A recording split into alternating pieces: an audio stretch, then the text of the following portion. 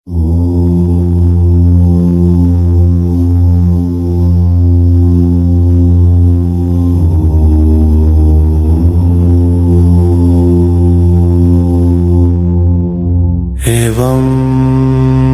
मे सुतं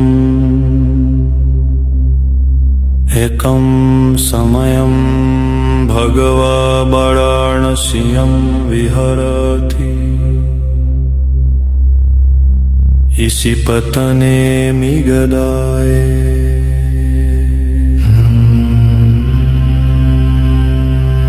तत्र खो भगवा पंचवगिये भिक्खु अमन्तेसि।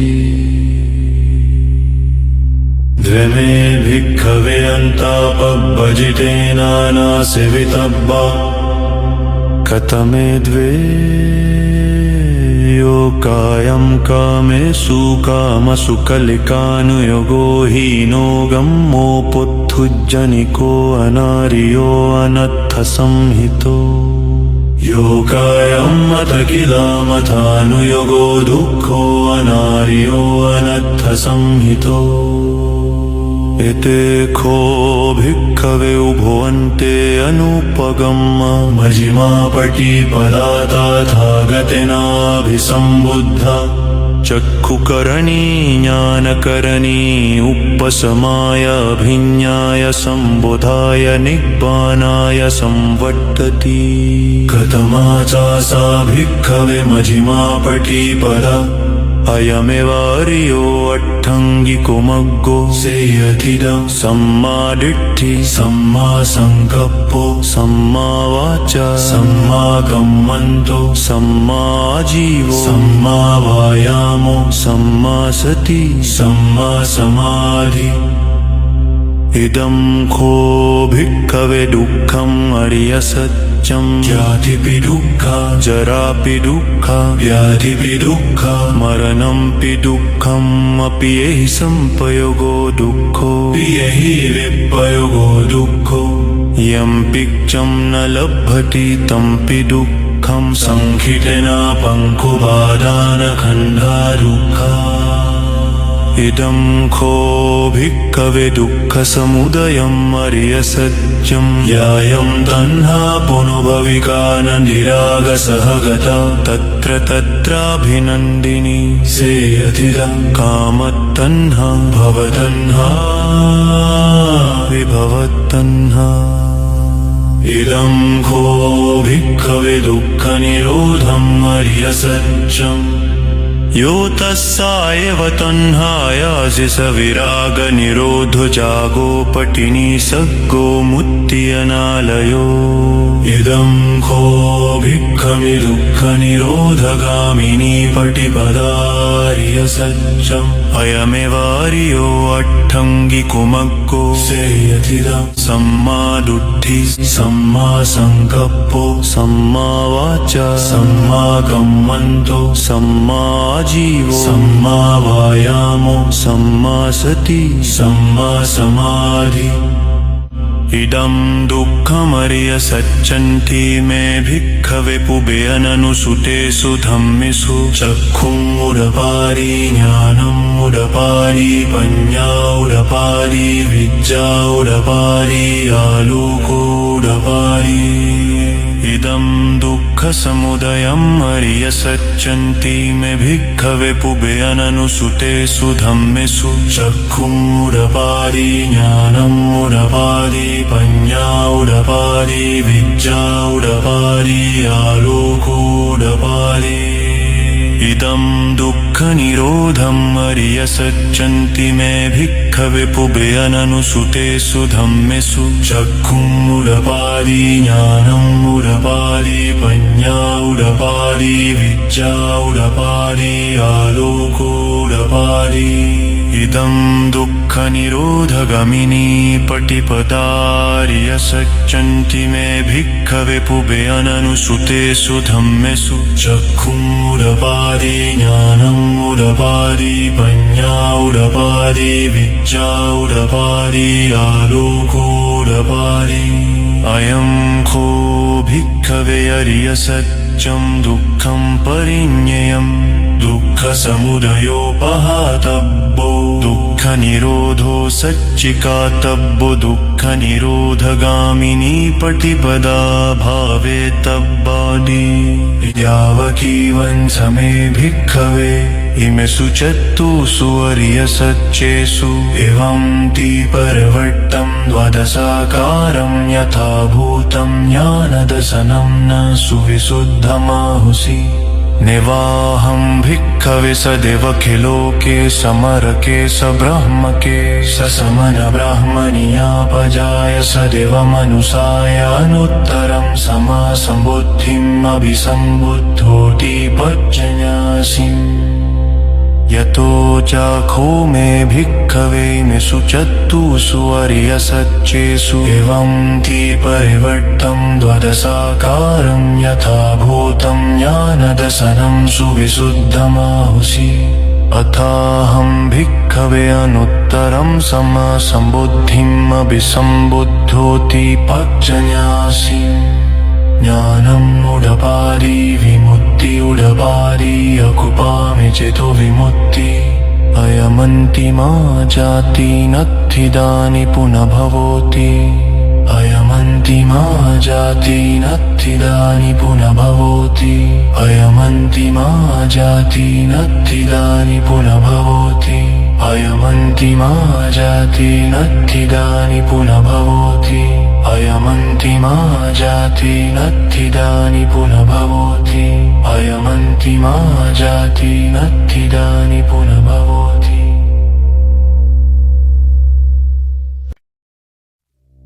एवं मे सुखम् एकं समयं भगवा वाराणस्यां विहरति इसी पतने मिगदाय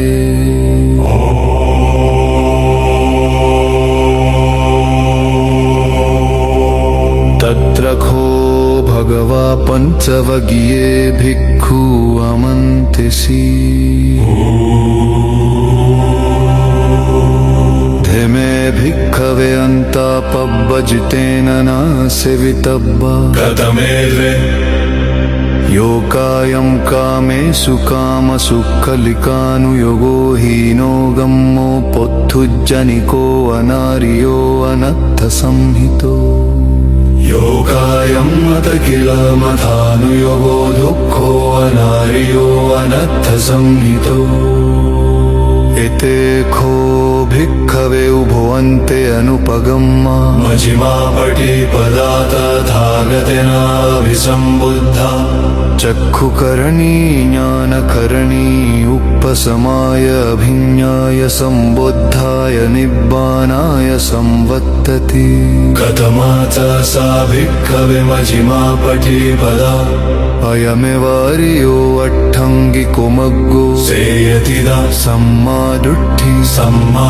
संकप्पो सम्मा वाचा सम्मा कम्मन्तो सम्मा जीवो सम्मा वायामो सम्मा सति सम्मा समाधि इदं खो भिक्खवे दुःखं अर्यसत्यं जातिपि दुःखा जरापि दुःखा व्याधिपि दुःखा मरणंपि दुःखं अपि यहि संपयोगो दुःखो यहि विपयोगो दुःखो यं पिक्षं न लभति तंपि दुःखं संखितना पङ्कुपादानखन्धा दुःखा इदं खो भिक्खवे दुःखसमुदयं अर्यसत्यं यायं तन्हा पुनभविकानन्दिरागसहगता तत्र तत्राभिनन्दिनी सेयथिदा कामत्तन्हा भवतन्हा विभवत्तन्हा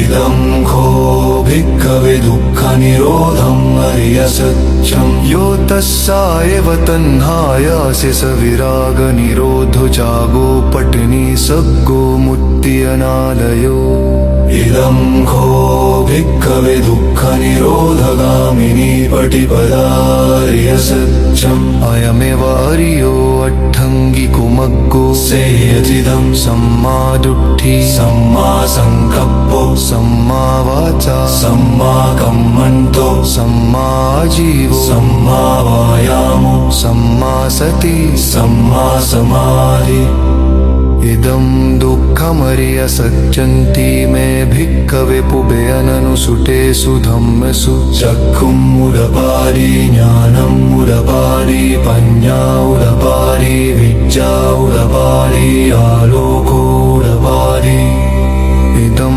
दुःखसमुदयम् अर्यसत्यन्ति मे भिक्खवे पुबेऽननुसुतेषु धम्मेषु चक्षुमुदपादि ज्ञानमुदपादि पञ्चामुदपादि विद्यामुदपादि आलोकोदपादि इदं दुःखनिरोधम् अर्यसत्यन्ति मे भिक्खवे पुबेऽननुसुतेषु धम्मेषु चक्षुमुदपादि ज्ञानमुदपादि पञ्चामुदपादि विद्यामुदपादि आलोकोदपादि इदं दुःखनिरोधगमिनी पटिपदा अर्यसत्यन्ति मे भिक्खवे पुबेऽननुसुतेषु धम्मेषु चक्षुमुदपादि ज्ञानमुदपादि पञ्चामुदपादि विद्यामुदपादि आलोकोदपादि अयं खो भिक्खवे अर्यसत्यं दुःखं परिज्ञेयम् दुःखसमुदयोपहातप्पो दुःखनिरोधो सच्चिकातप्पो दुःखनिरोधगामिनी पटिपदा भावे तप्पा यावकीवं समे भिक्खवे मे शुचत्तुषु अर्यसत्येषु एवं ति परिवृत्तं द्वादशाकारं यथा भूतं ज्ञानदशनं न सुविशुद्धमहोसि नेवाहं भिक्खवे सदेवके लोके समरके सब्रह्मके सत्समन ब्राह्मणीयापजाय सदेवमनुस्साय अनुत्तरं सम्मा सम्बोधिम् अभिसम्बुद्धोति पट्टन्यासिं यतो चाखो मे भिक्खवे मे शुचत्तुषु अर्यसत्येषु एवं ति परिवृत्तं द्वादशाकारं यथा भूतं ज्ञानदशनं सुविशुद्धमहोसि अथाहं भिक्खवे अनुत्तरं सम्मा सम्बोधिम् अभिसम्बुद्धोति पट्टन्यासिं ज्ञानमुदपादि विमुक्तियुदपादि अपुप्पावे चितो विमुक्ति अयमन्ति मा जाति नत्तिदानि पुनः भवति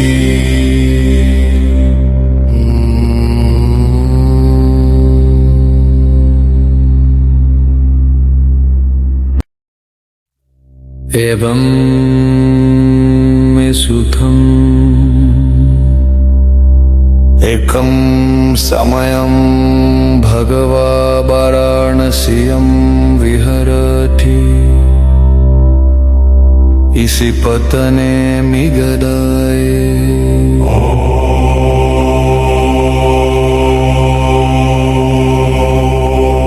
तत्र खो भगवा पञ्चवगिये भिक्खु अमन्तिसि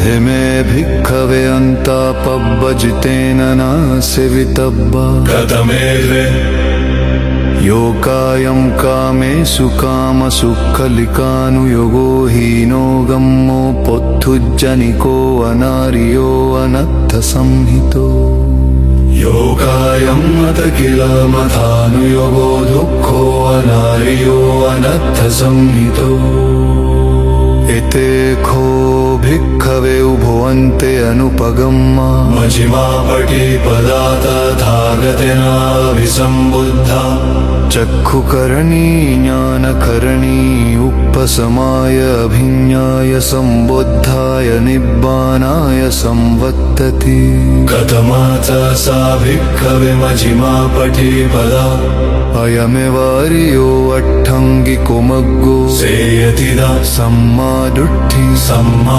संकप्पो सम्मा वाचा सम्मा कम्मन्तो सम्मा जीवो सम्मा वायामो सम्मा सति सम्मा समाधि इदं खो भिक्खवे दुःखं अर्यसत्यं जातिपि दुःखा जरापि दुःखा व्याधिपि दुःखा मरणंपि दुःखम् अपि यहि संपयोगो दुःखो पियहि विपयोगो दुःखो यं पिक्षं न लभति तंपि दुःखं संखितना पङ्कुपादानखन्धा दुःखा इदं खो भिक्खवे दुःखसमुदयं अर्यसत्यं यायं तन्हा पुनभविकानन्दिरागसहगता तत्र तत्राभिनन्दिनी सेयथिदा कामत्तन्हा भवतन्हा विभवत्तन्हा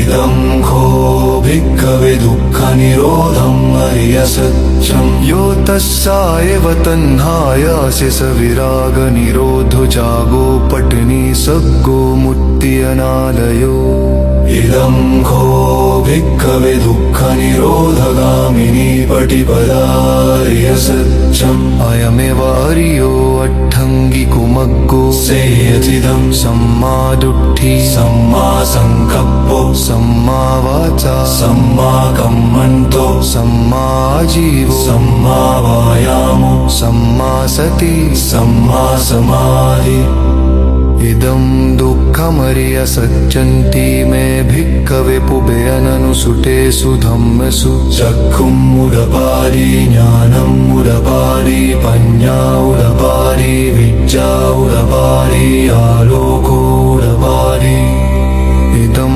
दुःखसमुदयं अर्यसत्यन्ति मे भिक्खवे पुबेऽननुसुतेषु धम्मसु चक्षुमुदपारि ज्ञानमुदपारि पञ्ञाउदपारि विद्याउदपारि आलोकोदपारि इदं दुःखनिरोधं अर्यसत्यन्ति मे भिक्खवे पुबेऽननुसुतेषु धम्मसु चक्षुमुदपारि ज्ञानमुदपारि पञ्ञाउदपारि विद्याउदपारि आलोकोदपारि इदं दुःखनिरोधगमिनी पटिपदार्यसत्यन्ति मे भिक्खवे पुबेऽननुसुतेषु धम्मसु चक्षुमुदपारि ज्ञानमुदपारि पञ्ञाउदपारि विद्याउदपारि आलोकोदपारि अयं खो भिक्खवे अर्यसत्यं दुःखं परिज्ञेयं दुःखसमुदयोपहातप्पो दुःखनिरोधो सच्चिकातप्पो दुःखनिरोधगामिनी पटिपदा भावे तप्पा यावकीवञ्च मे भिक्खवे मे सुचतोषु अर्यसत्येषु रवन्ति परिवर्तं द्वादशाकारं यथाभूतं ज्ञानदशनं न सुविशुद्धमाहुषि निवाहं भिक्खवे सदेवके लोके समरके सब्रह्म के सत्समन ब्राह्मणियापजाय सदेव मनुष्याय अनुत्तरं सम्मा सम्बोधिम् अभिसम्बुद्धोति पच्चन्यासिम् यतो चाखो मे भिक्खवे मे सुचतुषु अर्यसत्येषु एवं ति परिवर्तं द्वादशाकारं यथाभूतं ज्ञानदशनं सुविशुद्धमाहुषि अथाहं भिक्खवे अनुत्तरं सम्मा सम्बोधिम् अभिसम्बुद्धोति पच्चन्यासिम् ज्ञानमुदपारि विमुक्तियुदपारि अकुपामे चेतो विमुक्ति अयमन्तिमाचार